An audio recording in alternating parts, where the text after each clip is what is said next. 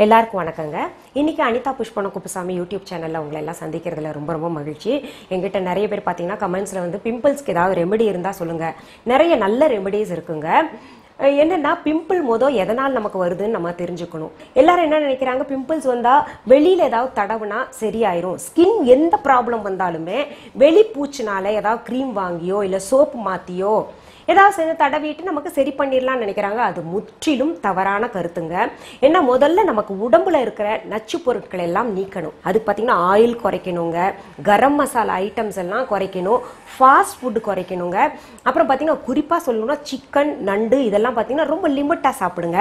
தண்ணி நிறைய குடிக்கணும், வாட்டர்மெலன் ஜூஸ் நிறைய எடுக்கலாம், லெமன் ஜூஸ் நிறைய எடுக்கணும், சொரக்காய் கூட்டு, பூசணிக்காய் கூட்டு இதெல்லாம் நிறைய சாப்பிடணும். பிம்பிள் இருக்குன்னு சொல்லிட்டு அடிக்கடி இப்படி கிள்ளிட்டு இருந்தோம்னா அந்த தண்ணி எல்லாம் பட்டு ஸ்ப்ரெட் ஆயிருங்க.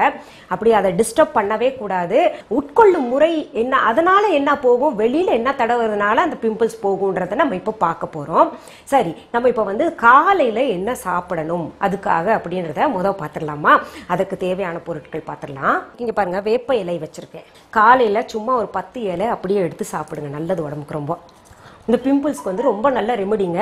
நிறைய பேர் சொல்லுவாங்க வேப்ப இலை அரைச்சு 10 போடுங்க. 10 போடுறது போடலாம் நம்ம, அது ஒன்றும் பிரச்சனை கிடையாது. ஆனா காலையில ஒரு 10 இலை தினமும் சாப்பிட்டுருவாங்க. அப்புறம் வந்து வெள்ளரிக்காய் நிறைய சாப்பிடணுங்க. வெள்ளரிக்காய் ஜூஸ் எடுத்து பிம்பிள்ஸ் மேல தடவணும். பிம்பிள்ஸ் இல்லாத இடத்துலயும் தடவணும் நம்ம, அதெல்லாம் வேண்டாம். இங்க பிம்பிள்ஸ் ஒன்று இருக்குன்னா அந்த இடத்துல மட்டும்தான் இதெல்லாம் 10 போடணும். வெள்ளரிக்காய் ஜூஸ் நிறைய குடிக்கலாம், வெள்ளரிக்காய் சாப்பிடலாம், அப்புறம் வெள்ளரிக்காய் ஜூஸ் எடுத்து வெளியில் தடவிக்கலாம். அடுத்தது இன்னொரு ரெமெடி பாத்தீங்கன்னா நிலவேம்பு சாறுங்க. பிம்பிள்ஸுக்கு ரொம்ப நல்லது. தினமும் என்ன பண்ணுங்க, ஒரு டம்ளர் தண்ணி எடுத்துங்க, 1 ஸ்பூன் நிலவேம்பு சாரை வந்து கலந்து குடிச்சோம்னா நமக்கு வந்து பிம்பிள்ஸ் நல்லா கிளியர் ஆகும். லெமன் ஜூஸ் நிறைய குடிங்க. லெமன் ஜூஸ் நிறைய குடிக்கிறதுனால அந்த ஆயில் எல்லாம் இருக்கு இல்லையா, வெளியில் இருக்கிற எக்ஸஸ் ஆயில் எல்லாம் வந்து ரிலீஸ் பண்ணிடும். இப்ப பாருங்க, நிலவேம்பு சாறு குடிக்கணும்னு சொல்லியிருக்கேன் உங்களுக்கு. ரெண்டுமே எடுக்கணுமா அப்படின்னு நினைப்பீங்க நீங்க. நிலவேம்பு சாரும் குடிக்கணும், அப்புறம் வேப்பிலையும் சாப்பிடணுமா? ரெண்டும் எடுத்தா நல்லது. ஏன்னா அது தண்ணியில கலந்து நம்ம குடிக்க போறோம். இன்னொன்னு இது வந்து சாப்பிட போறோம் 10 இலை, அவ்வளவுதான் இல்லையா? இது நேரம் கிடைக்கும் போது வெள்ளரிக்காய் நீங்க வந்து வெளியில ஆபீஸ் போறதா இருந்தாலும் பரவாயில்ல, காலேஜ் ஸ்கூல் போறவங்களா இருந்தாலும் பரவாயில்ல, நேரம் கிடைக்கும் போதெல்லாம் ஸ்நாக்ஸ்க்கு பதிலாக இந்த வெள்ளரிக்காய் சாப்பிடலாங்க. இப்போ அடுத்தது வெளியில தடவக்கூடிய பொருட்கள் என்னென்னு பார்த்துடலாம். பட்டை தூள் கொஞ்சம் எடுத்துக்கோங்க, தேன் தேவையான அளவு, நாமக்கட்டி தேவையான அளவு, மசூர் தால் மைசூர் பருப்பு தேவையான அளவு. இப்போ பாருங்க, இந்த பட்டைத்தூள் சொல்லியிருக்கேன் இல்லையா, சின்னமன் பவுடர், அந்த பட்டைத்தூளை வந்து கொஞ்சம் தேன் தேவையான அளவு கலந்துக்கணுங்க. இப்போ நான் எல்லாத்துக்குமே வந்து சரியான அளவு சொல்லியிருக்க மாட்டேன், தேவையான அளவுன்னு சொல்லியிருப்பேன். ஏன்னா பிம்பிள்ஸ் நம்ம ஃபேஸில் இருக்கிறத பொறுத்து தான் இருக்கு, அதனால தான் தேவையான அளவு. ஒரு சிலருக்கு 1 பிம்பிள் இருக்கும், ஒரு சிலருக்கு 2 பிம்பிள் இருக்கும், ஒரு சிலருக்கு நிறைய முகம் முழுக்க இருக்கும். அதனால நான் தேவையான அளவுன்னு சொல்லியிருக்கேன். இங்கே பாருங்க, இப்போ தேனில் கலந்துருக்கேன், இப்படி எடுத்துக்கணும். இப்போ எடுத்துட்டுங்க என்ன பண்ணும், இப்போ எந்த இடம் பிம்பிள் இருக்கோ அந்த இடம் மட்டும் இது மேலே வைக்கணும். சப்போஸ் இங்கேயும் இருக்கு அப்படின்னா இப்படி மேலே வைக்கணும், அவ்வளோதான். இப்படி வச்சுங்க, முகம் முழுக்க தடவ வேண்டாம், இப்படி அங்கங்க வச்சு விட்டுருங்க. இதை வச்சு விட்டுங்க, ஒரு 10-15 நிமிடம் அப்படியே விட்டுருங்க. விட்ட பின்னாடி பார்த்தீங்கன்னா சில் வாட்டர் எடுத்துட்டு நல்லா தொடச்சி எடுத்துடணும். அப்படியே தொடர்ந்து செஞ்சுட்டு வாங்க. இது எத்தனை நாளைக்கு செய்யணும்? நிறைய பேர் என்ன பண்றீங்க, இது எத்தனை நாளைக்கு சாப்பிடணும், எத்தனை நாளைக்கு செய்யணும், எல்லாருக்கும் ஒரே பதில் எத்தனை நாளைக்குன்னு சொல்ல முடியாதுங்க. அவங்கவுங்களோட ப்ராப்ளம் தீரும் வரை செய்யணும். அந்த மாதிரி உங்களுக்கு இப்போ பிம்பிள்ஸ் வந்து அது வந்து அந்த தழும்பு மறையிற வரைக்கும் இது செஞ்சாகணும். இன்னொன்று சொல்றேன் உங்களுக்கு, அடிக்கடி ஐஸ் வாட்டர்ல முடிஞ்சா முகம் அலம்புங்க. அப்புறம் அந்த ஐஸ் கியூப்ஸ் இருந்துச்சுன்னா ஒரு வெள்ளை துணியில ஐஸ் கியூப்ஸை ரேப் பண்ணிட்டு அப்படியே அந்த பிம்பிள்ஸ் இருக்கிற இடத்துல வச்சு நம்ம ஒத்தி எடுக்கணும், அவ்வளவுதான், அழுத்தக்கூடாது. இது ஆச்சு ஒரு ட்ரீட்மெண்ட். ரெண்டாவது பார்த்தீங்கன்னா நாமக்கட்டி காமிச்சேன் இல்லையா, இங்கே பாருங்க, இந்த நாமக்கட்டி வந்து நான் பேஸ்ட் பண்ணி வச்சிருக்கேன். இப்போ நாமக்கட்டி பேஸ்ட் பண்ணுறது உங்களுக்கு நான் சும்மா செஞ்சு காமிக்கிறேன். இந்த மாதிரி சின்ன கல் எல்லா இடத்துலையும் கிடைக்கும். இப்படி போட்டுங்க, இப்படி சும்மா தேய்ச்சிக்கிடுங்க போதும். இப்படி தேய்க்கணுங்க. தேய்ச்சி நான் எடுத்தது தான் இந்த மாதிரி இருக்கு.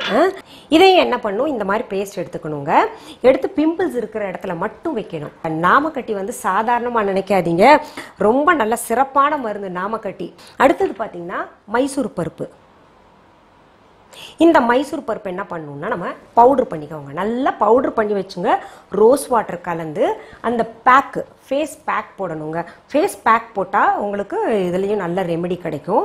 இதை தவிர்த்து பார்த்தீங்கன்னா திரிஃப்லா பவுடர்னு உங்களுக்கு தெரியும், அப்படி இல்லைன்னா நாட்டு மருந்து கடைகளில் கிடைக்கும். திரிஃப்லா பவுடர் வந்து காலையில குடிக்கணும். அது பல நன்மைகள் இருக்கு. அந்த திரிஃப்லா பவுடர் இருக்கு இல்லையா, அதுலயும் கொஞ்சம் தேன் கலந்து அது கூட நம்ம வந்து அந்த பிம்பிள்ஸ் இருக்கிற இடத்துல வைக்கலாங்க. நீங்க இது செஞ்சுக்கிட்டே வாங்க. ஒரு சிலர் சொல்லுவாங்க இந்த லெமன் ஜூஸ் இருக்கு இல்லையா, அது போடுங்கன்னு சொல்லிட்டு லெமன் ஜூஸ் தயவு செஞ்சு போடாதீங்க. ஏன் தெரியுமா? லெமன் ஜூஸ் போட்டா எரியும், அந்த எரிச்சல்ல அது வெடிக்கும். லெமன் ஜூஸ் வந்து சாப்பிடணும், உள்ளதான் போகணும். உள்ள போன பின்னாடி பாத்தீங்கன்னா நமக்கு ஆயில் தன்மை எல்லாம் உரியக்கூடிய ஒரு தன்மை அதுல இருக்கு.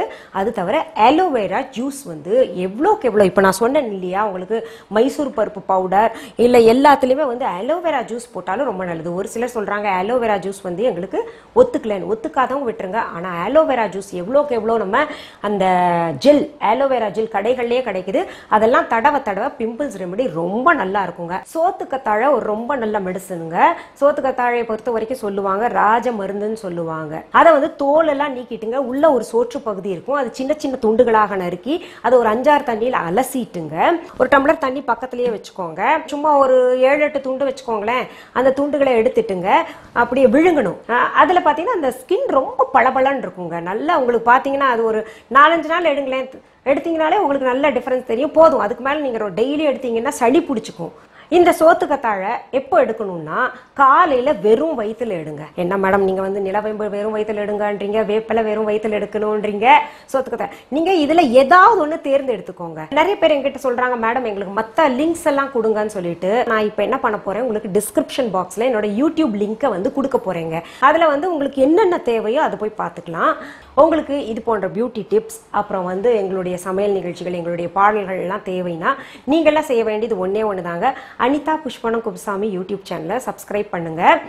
புதுசாக சப்ஸ்கிரைப் பண்ணுறவங்களுக்கு பக்கத்துலேயே பெல் ஐக்கான் ஒன்று இருக்கும், அதை வந்து டச் பண்ணி விடுங்க. அப்போ தான் என்னுடைய நோட்டிஃபிகேஷன்ஸ் எல்லாம் உங்களுக்கு தொடர்ந்து கிடைக்கும். கலர் ஆகணும்னு நினைக்கிறவங்க திரும்ப திரும்ப கேட்குறீங்க, நான் ஏற்கனவே நிறைய பதிவுகள் போட்டேன், அதில் சொல்லியிருக்கேன். ஃபேஸ் அண்ட் நெக் ஒயிட்டனிங் பவுடர்னு ஒன்று இருக்குது, அதில் நல்ல ரிசல்ட் இருக்குன்னு சொல்லிட்டு நிறைய பேர் ரிவ்யூஸ் போட்டிருக்காங்க. அதை போய் பாருங்கள். அந்த பவுடர் ரெடி பண்ணிட்டுங்க நீங்கள் அது போட்டுக்கலாம். கலர் இம்ப்ரூவ் பண்ணும். அப்புறம் பிம்பிள்ஸ்க்கு, ஆக்னிக்கு ஒருத்தர் துபாயிலிருந்தே ஒரு அம்மா எழுதியிருக்காங்க, வெளிப்பூச்சி தடவி பார்த்துருக்கேன், பார்லர் எல்லாம் போய் பார்த்திருக்கேன், எங்கேயும் சரியாகாத பிம்பிள்ஸ் வந்து பேக் போட்ட உடனே எனக்கு சரியாயிடுச்சு, ரொம்ப ஆச்சரியம் சொல்லிட்டு என்ன பாராட்டி எழுதியிருக்காங்க. ஸோ நீங்களும் அது போய் பார்த்துட்டு பயனடைங்க. மீண்டும் சந்திக்கலாமா? நன்றி, வணக்கம்.